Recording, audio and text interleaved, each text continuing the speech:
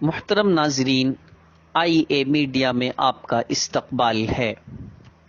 ایک بار پھر آپ کی خدمت میں مدارس اسلامیہ پر حکومت کا تفتیشی اقدام کے عنوان سے حاضر ہوں۔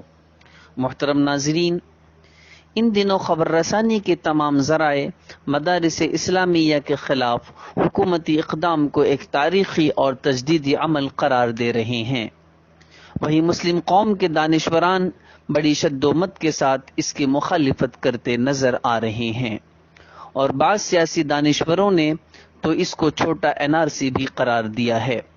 حکومت کے اس غیر منصفانہ اقدام پر فوری پابندی عائد کرنے اور کسی ایک خاص مذہب کو نشانہ نہ بنانے کے خلاف 27 ستمبر 2022 بروز پیر مسلم پرسنل لاء بورڈ کے ممبران اور کارکنان نے ایک فوری میٹنگ منعقد کر حکومت کے اس رویے کو غیر قانونی اور غیر اخلاقی قرار دیا۔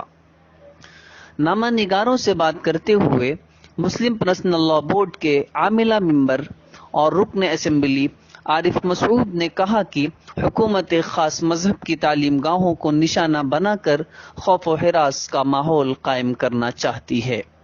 ہم سخت الفاظ میں اس کی مذمت کرتے ہیں اور فوری طور پر اس پر پابندی عائد کرنے کا حکومت سے مطالبہ بھی کرتے ہیں۔ مدارس اسلامیہ کو شک کی نگاہوں سے دیکھنا ایک غیر فطری عمل ہے۔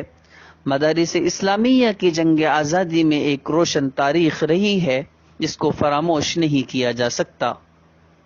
وہیں دستور ہند کا حوالہ دیتے ہوئے ودھائک عارف مسعود نے کہا کہ دستور ہند کی دفعہ 25 اور 27 ہمیں مذہبی ادارے قائم کرنے اور تعلیم و تعلم کی آزادی فراہم کراتی ہے۔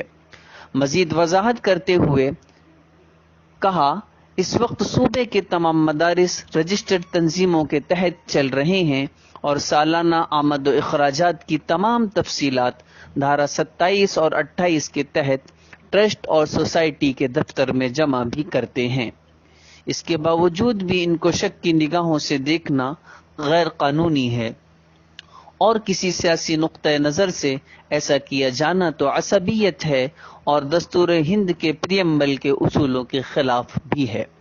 واضح رہے کہ منعقدہ اس میٹنگ میں قاضی شہر بھوپال سید مشتاق علی ندوی، مفتی شہر بھوپال مفتی ابوالکلام قاسمی اور دیگر مدارس کے ذمہ داران مفتی عبدالرحیم قاسمی، مولانا تصور فلاحی، مولانا مسیح عالم، مولانا محمد یعقوب سیندھوا، مولانا معاذ نعمانی ندوی، مفتی علی قدر حسینی، نائب قاضی شہر بھوپال موجود رہے۔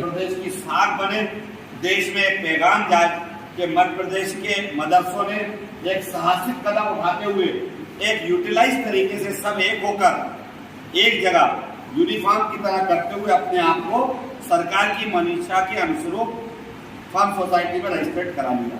یہ کام ہم بہت جلد سے جلد کریں گے۔ یہ پیغام آپ کے مادھیم سے ہم سرکار کو بھی دینا چاہتے ہیں، اور شیگری ہم بہت جلدی کوشش کریں گے کہ سرکار کی بیٹا ہے چیف سیکرٹری صاحب یا اعلیٰ ادھیکاری جو بھی اس معاملے میں ہوا ان کو بھی اوگت کرا دیں گے کہ ہماری منشا اس میں صاف ہے۔ ہم سارے مدرسے زیادہ تر رجسٹرڈ ہیں، اور جو ان رجسٹرڈ ہیں انہیں جلدی رجسٹرڈ کرا کر دے دیا جائے گا تاکہ یہ بھرم مدھیہ پردیش میں ختم ہو جائے اور دیش میں ایک نظیر بنے۔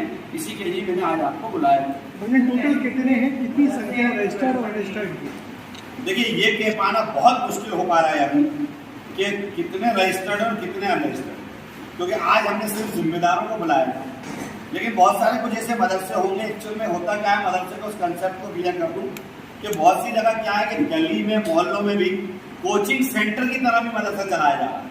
ایک مدرسے کا شوروم ہے جو بڑا مدرسہ ہے جو اپنی بلڈنگ کو لے کر چلا رہا ہے، جس میں کھانے پینے کا انتظام کر رہا ہے۔ ایک مدرسہ وہ ہے جو فی سبیل اللہ ایک پڑھنے والے ایک آدمی نے سوچا کہ مجھے یہ بات پڑھانا چاہیے بچوں کو، تو پڑھانے کے لیے اس نے اپنے ایک کمرے کا کوچنگ سینٹر کی طرح انتظام کرا اور اس کمرے میں پڑھانا شروع کر۔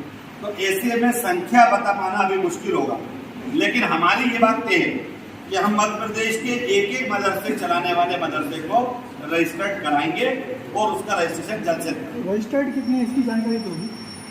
بس یہ ابھی ایک دم کے مانے تو فارم سوسائٹی سے پتہ چل پائے گا۔ فارم سوسائٹی بتائے گی، مدرسہ بورڈ بتائے گا، کیونکہ مدرسہ بورڈ کا بھی پورٹل ابھی بند ہے, نہیں تو ہم آپ کو وہ سنکھیا بھی دے دیں کتنے رجسٹرڈ ہیں کتنے نہیں. کئی مدرسے ایسے بھی ہیں جو صرف